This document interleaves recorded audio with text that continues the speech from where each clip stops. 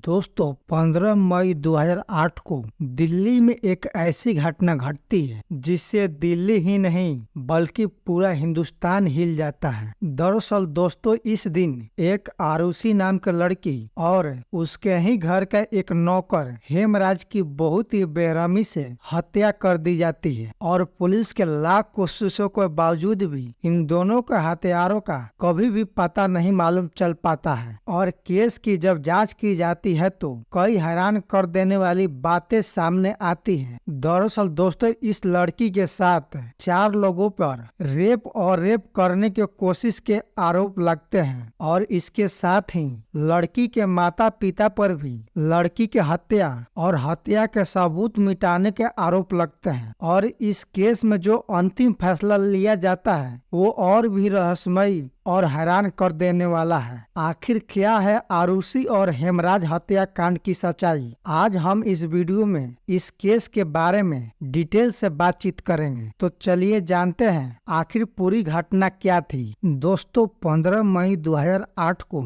आरुषि तलवार जो एक 14 साल की बच्ची थी, इस दिन वह सुबह उठती है और अपने स्कूल जाने की तैयारी करने लगती है। उस दिन आरुषि की माँ नीपू तलवार भी आरुषि के स्कूल जाने के तैयारी में मदद कर रही थी और अभी तक आरुषि के पिता राजेश तलवार अपने कमरे में सो रहे थे। इस घर में इन तीनों माता पिता बेटी के साथ साथ एक और व्यक्ति था जो किचन में आरुषि के लिए खाना बना रहा था, जिसका नाम हेमराज था। हेमराज आरुषि के घर में नौकर का काम किया करता था, जिसकी उम्र लगभग 40 से 48 वर्ष होगी। आरुषि का स्कूल अगले दिन यानी 16 मई को बंद होने वाला था और आने वाले दिनों में 24 मई को आरुषि का बर्थडे भी आने वाला था। इसलिए आरुषि स्कूल बंद होने से पहले स्कूल में अपना बर्थडे मना लेना चाहती थी। इसलिए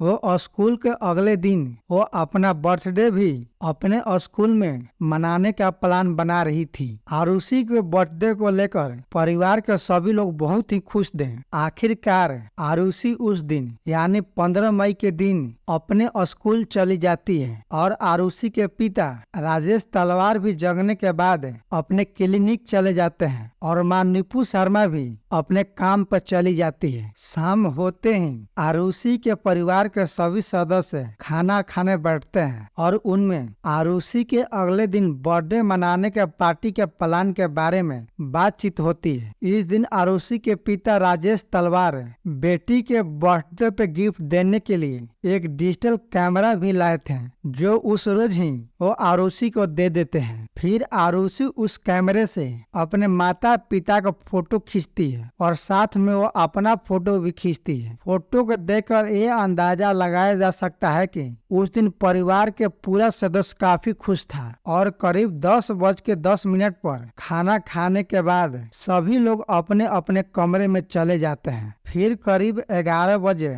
नीपुर आरुषि के कमरे में जाती है, जहां वे देखती हैं कि आरुषि एक नोवेल पढ़ रही है। इसके बाद वो इंटरनेट राउटर चालू कर वो अपने कमरे में चली जाती है। राजेश तलवार करीब 12:10 तक इंटरनेट यूज करते हैं। इसके बाद वो भी सोने चले जाते हैं और अब आरुषि अपने कमरे में अकेली होती है। अब अगले दिन यानी कि 16 मई 2008 की सुबह राजेश तलवार की मेड सुबह में काम करने के लिए आती है। जब वो पहली बार दरवाजा की घंटी बजाती है तो दरवाजा कोई नहीं खोलता है। फिर वो दूसरी बार दरवाजा की घंटी बजाती है, इस बार भी दरवाजा कोई नहीं खोलता है। भारती मंडल लगभग 6 दिनों से राजेश तलवार के यहाँ काम कर रही थी और इन 6 दिनों में पहली घंटी बजाने पर ही घर का नौकर हेमराज दरवाजा खोल देता था और ये पहली बार था जब 2 बार घंटी बजाने के बावजूद भी कोई दरवाजा नहीं खोलता है। अब वो दरवाजा खुलवाने के लिए तीसरी बार घंटी बजाते हैं। जब इतनी बार घंटी बजाने के बावजूद भी दरवाजा कोई नहीं खोलता है तो नीपू तलवार लोहे के दरवाजे के सामने खुद आ जाती है और वह हेमराज के इधर उधर देखकर ढूंढने की कोशिश करती है, पर हेमराज कहीं नहीं दिखाई देता है। इस पर निपुल तलवार अपने मेड भारती मंडल को कुछ देर रुकने के लिए कहती है, जिस पर भारती मंडल और जगहों पर भी काम होने के बाद कहकर रुकने से मना करती है और वो अपने मालकिन से ऊपर के बरामदे से बाहर की चाबी फेंकने के कहती है ताकि वो खुद दरवाजा खोलकर अंदर आ सके।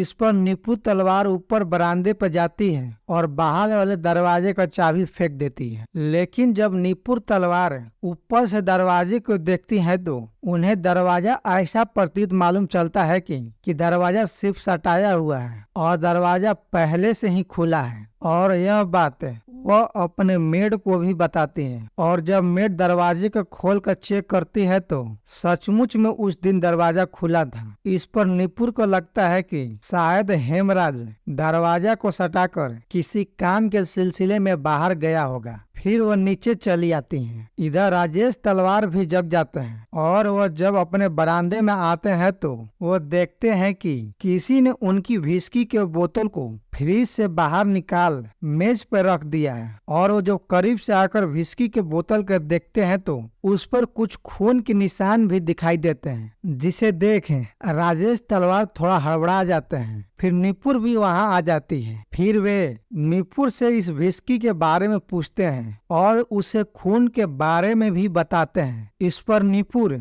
उन्हें आरुषि के कमरे में जाने के लिए कहती है। पुलिस की माने तो निपुर हर दिन सोने से पहले अपनी बेटी के कमरा बाहर से लॉक कर दिया करती थी, लेकिन उस दिन आरुषि के कमरे के दरवाजा को सिर्फ धीरे से चिपकाया हुआ था और जब राजेश तलवार आरुषि के कमरे में घुसने की कोशिश करते हैं तो दरवाजा बिना खोले ही खुल जाता है और वे जब कमरे में पहुंचते हैं तो कमरे के हालात देखकर वे हैरान रह जाते हैं। कमरे में हर जगह खून ही खून पसरा था। इस पर वो निपुर को जोर से चिल्लाते हैं। निपुर भी उस कमरे में चली आती है और वो अपनी बेटी की इस हालत में देखकर जोर जोर से रोने लगती है। निपुर के रोने की आवाज सुन उनकी मेड भारती मंडल भी उस कमरे में चली आती है और वह जैसे ही कमरे में आती है निपुर अपनी बेटी के ऊपर से कंबल हटाकर बेटी के गले पर पड़े निशान को दिखाकर उसके गले पड़कर जोर जोर से रोने लगती है। फिर भारती मंडल पड़ोसियों को बुलाने की बात कहकर बाहर चली जाती है। फिर वो पड़ोसियों को लेकर दोबारा उस कमरे में आती है। इसी दौरान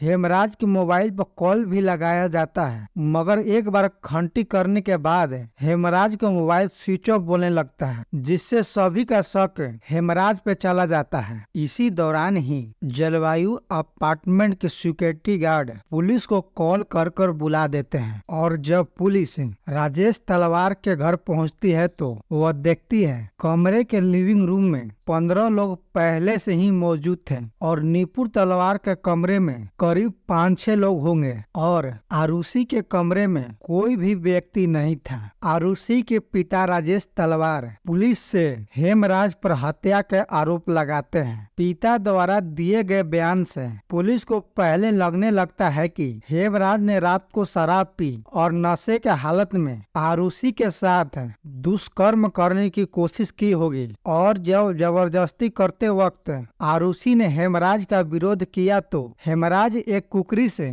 आरुषि के हत्या कर वहां से फरार हो गया। इसलिए पुलिस हेमराज पर 20,000 रुपये के इनाम घोषित कर देती है और हेमराज को पकड़ने के लिए पुलिस के एक टीम हेमराज के घर नेपाल रवाना हो जाती है। इधर आरुषि के लाश को करीब 10:30 बजे पोस्टमार्टम के लिए भेज दिया जाता है और पोस्टमार्टम के बाद करीब 1 बजे लाश को पुनः घर लाया जाता है और लगभग 4 बजे आरुषि के शव का दाह संस्कार कर दिया जाता है। पुलिस आरुषि के कमरे से कुछ सबूत भी जुटाती है, जिसमें चादर, बेडशीटें, दीवारों पर पड़े खून के धब्बे और विस्की पर पड़े खून के नमूने और फिंगरप्रिंट निशान को भी पुलिस कलेक्ट करती है। मगर इस घटनाक्रम के दौरान आरुषि के कमरे में इतने लोग आए थे कि कई सबूत पहले ही मिट चुके थे, जो केस के पड़ताल में काफी मददगार साबित होती।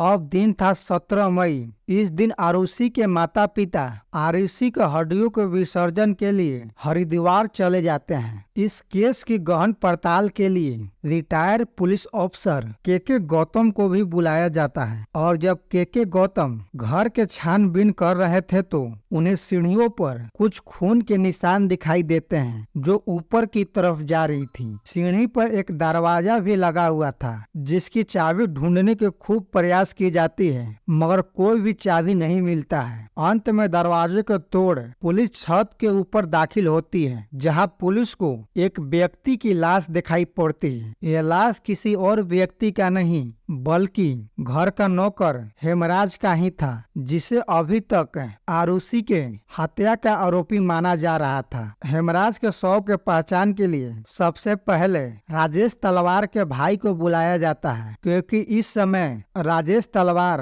अस्थियों के विसर्जन के लिए हरिद्वार गए हुए थे। अब तक यह लाश काफी हद तक सड़ गल चुका था इसलिए राजेश तलवार के भाई इस लाश की पहचान नहीं कर पाते हैं। बाद में राजेश तलवार और निपुर तलवार को भी बुलाया जाता है और ये लोग भी इस शव को नहीं पहचान पाते हैं। बाद में हेमराज के कुछ दोस्तों को भी बुलाया जाता है जिनकी मदद से और डीएनए जांच से यह बात कंफर्म हो जाती है कि यह शव किसी और व्यक्ति का नहीं बल्कि हेमराज का ही है। अब पुलिस को आरुषि के साथ साथ हेमराज के हथियारों को भी पता लगाना था और इसी पड़ताल में पुलिस के हाथ एक विष्णु शर्मा नाम का एक व्यक्ति आता है जो पहले राजेश तलवार के यहाँ काम किया करता था और हाल ही में उसे हटाकर उसके जगह पर हेमराज को काम करने के लिए रख लिया जाता है। हेमराज और विष्णु शर्मा दोनों ही नेपाल के रहने वाले थे और इस बात की शंका ज्यादा बन रही थी कि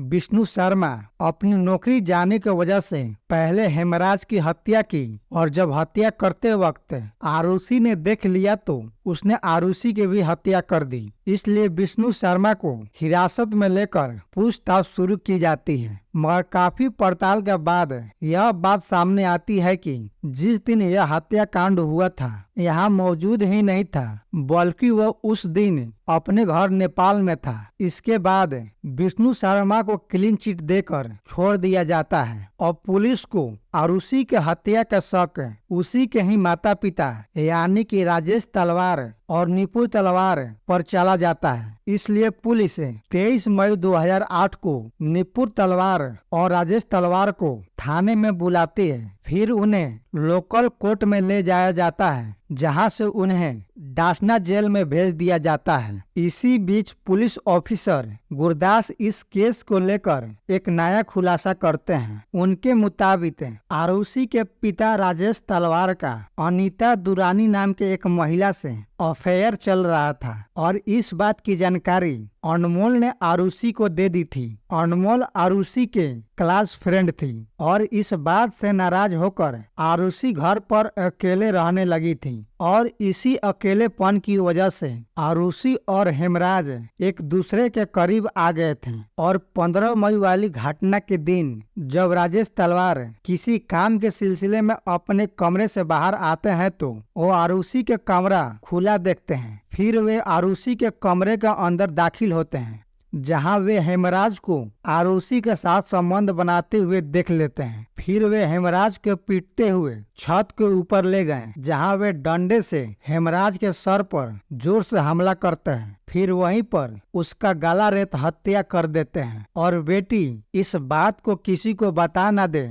इसलिए वे अपनी बेटी का भी हत्या कर देते हैं। मगर जैसे ही यह बयान मीडिया के सामने आई मीडिया पुलिस की आलोचना शुरू कर देती है। मीडिया पुलिस पर एक लड़की का कैरेक्टर एसोसिएशन का आरोप लगाती है जिससे पुलिस का काफी बदनामी होने लगता है। इसलिए पुलिस फिर से इस केस के सिलसिले में एक नया बयान जारी करती है। इस बार पुलिस हेमराज और आरुषि के बीच किसी भी प्रकार के अफेयर के बात से इनकार करती है और इस बात पर ज्यादा जोर देती है कि आरुषि अपने पिता को अनीता दुरानी वाली मामले में ब्लैकमेल कर रही थी। इसलिए राजेश तलवार अपनी बेटी की हत्या कर देते हैं और उन्हें ऐसा करते वक्त हेमराज देख लेता है, इसलिए वे फिर हेमराज का भी हत्या कर देते हैं। इसके बाद वे हत्या के सारे सबूत मिटा देते हैं। इसमें उनकी पत्नी निपुर तलवार भी मदद करती है, मगर पुलिस के पास इन बातों को लेकर कोई भी सबूत नहीं था। पुलिस सिर्फ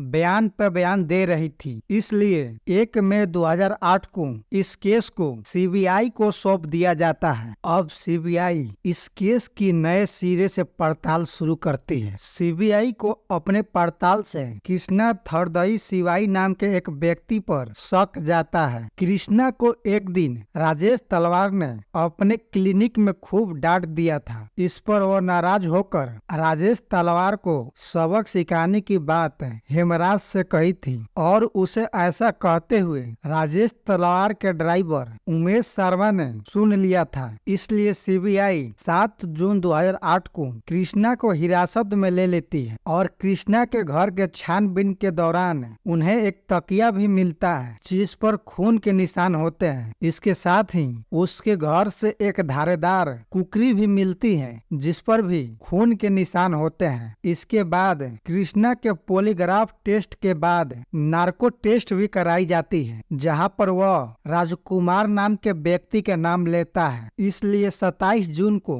राजकुमार को भी गिरफ्तार कर लिया जाता है। राजकुमार राजेश तलवार के दोस्त के यहाँ घरेलू नौकर का काम किया करता था। इसके बाद सीबीआई 30 जून के एक और व्यक्ति को गिरफ्तार करती है जिसका नाम विजय मंडल उर्फ शंभू था। विजय मंडल उर्फ शंभू राजेश तलवार के पड़ोसी पुनीत टंडन के यहाँ काम किया करता था। इस तरह सीबीआई अब तक 3 व्यक्तियों को गिरफ्तार करती है। ये तीनों व्यक्ति नेपाल के रहने वाले थे और तीनों पहले से ही एक दूसरे को जानते थे। 11 जुलाई 2008 को सीबीआई प्रमुख अरुण कुमार प्रेस कॉन्फ्रेंस करते हैं जहां वे प्रेस कॉन्फ्रेंस में आरुषि के माता पिता राजेश तलवार और निपुर तलवार को बेकसूर बताते हैं। इसके बाद 20 जून 2008 को आरुषि के माता पिता का लाइव डिटेक्टिव टेस्ट भी किया जाता है जहां पुलिस को ऐसा कुछ भी नहीं मिलता है जिसे आरुषि के माता पिता पर शक किया जा सके। इसके बाद उन्हें क्लीन चिट दे दिया जाता है। इसके साथ ही सीबीआई प्रमुख अरुण कुमार 2 लोगों की हत्या की बात कबूल करने की भी बात कही। ये सारी बातें तीनों के नार्को टेस्ट और पॉलीग्राफ टेस्ट से लिया गया था। इसमें राजकुमार के बयान के मुताबिक हत्या वाले दिन यानी कि 15 मई 2008 को हेमराज कृष्णा राजकुमार और शंभू को पार्टी करने के लिए बुलाया था जहां साथ में सभी ड्रिंक करते हैं। इसी दौरान ड्रिंक करने के बाद ड्रिंक करते करते वे सभी काफी नशे में हो जाते हैं। फिर कृष्णा राजेश तलवार द्वारा उस दिन किए गए बेइज्जती के बारे में बातचीत करने लगता है और गालियां देते हुए उससे बदला लेने की बात कहता है। इन सबों का बात करते हुए आरुषि सुन लेती है और उन सब को धमकी देते हुए कहती है कि ये सारी बातें मैं अपने पिता को बता दूंगी, जिस पे राजकुमार उसे पकड़ लेता है और पास ही में पड़ी कुकरी से उसके गला काट हत्या कर देता है। हत्या के बाद सभी भागने की कोशिश करने लगते हैं। तभी हेमराज राजकुमार को पकड़ लेता है। वह उन सबों को भागने नहीं दे रहा था, इसलिए तीनों मिलकर हेमराज को छत के ऊपर ले जाते हैं जहां उसका गला काट हत्या कर देते हैं। फिर सीढ़ी के दरवाजे को हेमराज से चाबी लेकर बंद कर देते हैं। फिर वहां से तीनों चुपके से फरार हो जाते हैं। वहीं कृष्णा के पहली बयान के मुताबिक ड्रिंक करने के बाद राजकुमार और कृष्णा आरुषि के कमरे में चले गए जहां राजकुमार आरुषि के साथ जबरदस्ती करने की कोशिश करता है। इस पर आरुषि शोर मचाने की कोशिश करने लगती है। तभी कृष्णा कुकरी से आरुषि के गला रेत हत्या कर देता है। ऐसा करते वक्त हेमराज ने उन दोनों को देख लिया था, इसलिए वे हेमराज को छत के ऊपर ले जाकर उसकी भी हत्या कर देते हैं। वहीं कृष्णा के दूसरी बयान के मुताबिक ड्रिंक करने के बाद राजकुमार और शंभू आरुषि के कमरे में चले गए जहां दोनों आरुषि से जबरदस्ती करने की कोशिश करते हैं। विरोध के दौरान शंभू आरुषि पर हमला कर देता है और आरुषि के बेहोश होते ही राजकुमार कुकरी से उसकी हत्या कर देता है। फिर तीनों मिलकर हेमराज की हत्या कर दी। वहीं कृष्णा अपनी तीसरी बयान में कहता है कि पहले राजकुमार आरुषि के कमरे में गया, फिर पीछे पीछे कृष्णा और शंभू भी आरुषि के कमरे में चले जाते हैं, जहां तीनों आरुषि के साथ गलत करने की कोशिश करते हैं। और जब आरुषि इन तीनों का विरोध करती है तो कृष्णा कुकरी से आरुषि के गला काट हत्या कर देता है। फिर तीनों मिलकर हेमराज की भी हत्या कर देते हैं। 12 जुलाई 2008 को राजेश तलवार को बेल मिल जाती है और 50 दिन बाद उन्हें रिहा कर दिया जाता है। मगर जब इस केस की अदालत में सुनवाई होती है तो कृष्णा के मकान मालिक के जोहरी एक अलग ही बयान देते हैं। 15 मई की रात यानी घटना वाले दिन कृष्णा उन्हीं के घर पे था। वहीं विजय मंडल के मालिक पुलिस टंडन ने विजय को घटना वाले दिन अपना ही घर पर देखा था। वहीं बात करें राजकुमार की तो राजकुमार के एम्प्लॉयर अनीता दुरानी के मुताबिक उसने करीब 12:30 बजे तक राजकुमार को अपने घर के अंदर ही देखा था। वहीं जलवायु विहार अपार्टमेंट के 6 गार्डों में से किसी भी गार्ड ने इन तीनों को उस अपार्टमेंट में कभी भी आते जाते नहीं देखा था। इसके साथ ही मिले सबूतों में से डीएनए, फिंगरप्रिंट और पड़े खून के निशान भी इन तीनों में से किसी से भी नहीं मिलती है। और कृष्णा के घर में खून से सना तकिया और कुकरी पुलिस को मिला था, वो खून किसी इंसान को होता ही नहीं है, वो खून किसी जानवर को होता है। इसलिए सबूतों के अभाव में 2008 में इन तीनों को रिहा कर दिया जाता है और सीबीआई पर आरोप लगता है कि सीबीआई ने जबरदस्ती इन तीनों से ऐसे बयान निकलवाने की कोशिश की। इसलिए अब इस केस को नए सिरे से छानबीन करने के लिए सितंबर 2008 में सीबीआई की एक नई टीम गठित की जाती है। इस नई गठित टीम की जिम्मेवारी एसपी नीलम किशोर और एडमिरल कोल को दी जाती है। इस केस के फिर से सुनवाई के दौरान आरुषि के पोस्टमार्टम करने वाले डॉक्टरों से फिर एक बार पूछताछ की जाती है। डॉक्टर सुनील दोहरा और डॉक्टर नरेश राज की माने तो आरुषि के हाइमेन क्षतिग्रस्त है और उसे देखने से ऐसा लगता था कि आरुषि के हत्या के बाद उसके प्राइवेट पार्ट को साफ किया गया हो। इसके साथ ही हेमराज के प्राइवेट पार्ट भी सूजे हुए थे। इसे यह अंदाजा लगाया जा सकता है कि हेमराज मरने से पहले किसी से शारीरिक संबंध बना रहा होगा। वहीं अक्टूबर 2009 में यह भी कहा गया कि कमरे को देखकर ऐसा लग रहा था कि हत्या के बाद इस कमरे को फिर से सजाया गया हो। इसके साथ ही यह भी बताया जाता है कि राजेश तलवार ने उस समय किसी एक अज्ञात नंबर पर कॉल लगाया था। फिर उस अज्ञात नंबर से हॉस्पिटल के उन डॉक्टरों पास कॉल जाता है जो आरुषि के पोस्टमार्टम कर रहे थे।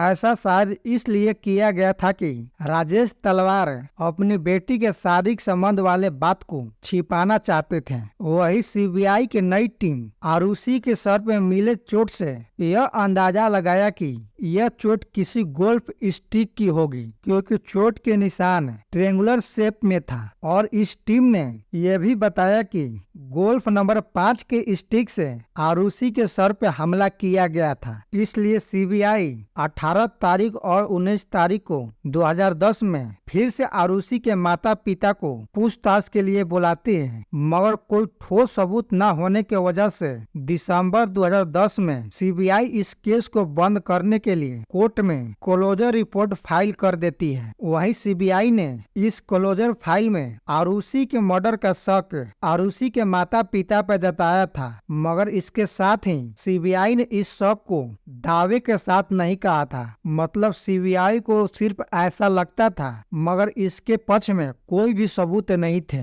वहीं विस्की के बोतल से मिले निशानों में से किसी भी निशान से आरुषि के माता पिता का फिंगरप्रिंट मैच नहीं करता है। इस तरह कोर्ट किसी को भी दोषी न मानते हुए इस केस को बंद करने का फैसला करती है, मगर आरुषि के माता पिता इस बात को लेकर नाराज थे कि सीबीआई ने अपने क्लोजर रिपोर्ट में आरुषि की हत्या की शक माता पिता पर जताया था और इसे लेकर आरुषि के माता पिता इस केस को फिर से जांच करने के लिए कोर्ट से मांग करते हैं। मगर इनका ये फैसला उन पर और भी भारी पड़ जाता है। दरअसल 25 नवंबर 2013 को अदालत आरुषि के माता पिता को दोषी ठहराते हुए केस की जांच करने के आदेश देती है और 26 नवंबर 2013 को आरुषि के माता पिता को उम्र कैद की सजा सुनाई जाती है, जहां आरुषि के माता पिता जेल में कुछ महीने बिताने के बाद निचली कोर्ट के इस फैसले को इलाहाबाद हाई कोर्ट में चैलेंज करते हैं और 12 अक्टूबर 2017 को इलाहाबाद कोर्ट